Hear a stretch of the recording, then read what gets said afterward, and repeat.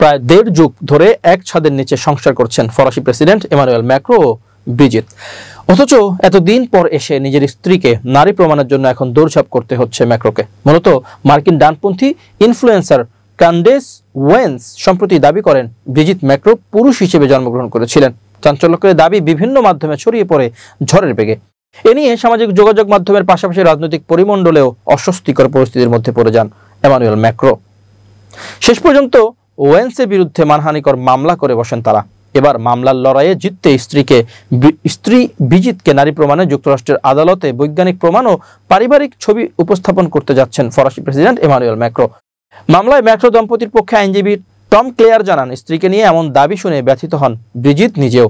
বিবিসির ফেম under fire পডকাস্টে তিনি বলেন, একজন ব্যক্তি যখন পরিবার ও রাষ্ট্রীয় দায়িত্ব একসাথে পালন করেন তখন পারিবারিক আক্রমণ তার উপর প্রভাব ফেলে। প্রেসিডেন্ট বলেই যে তিনি এসবের বাইরে থাকবেন তা নয়। আইনজীবী ক্লেয়ার জানান, কী ধরনের বৈজ্ঞানিক প্রমাণ উপস্থাপন করা হবে তা এখনই জানানো হবে না, তবে মিথ্যা দাবির জবাবে যথেষ্ট প্রমাণ তাদের হাতে রয়েছে বলে উল্লেখ করেন তিনি। ব্রিজিত ম্যাক্রো এসব প্রমাণ দিতে প্রস্তুত উল্লেখ করে তিনি বলেন, সত্য প্রতিষ্ঠায় যদি ব্যক্তিগত ছবি কিংবা তথ্য দিতে হয় তবে ব্রিজিত প্রস্তুত। বিবিসির পক্ষ থেকে জানতে চাওয়া হয়, ব্রিজিত কি গর্ভাবস্থায় ছবি কিংবা সন্তানদের বড় করার ছবি আদালতে উপস্থাপন করবেন? উত্তরে ক্লেয়ার বলেন, আদালতের প্রয়োজন হলে এমন সব প্রমাণও উপস্থাপন করা হবে।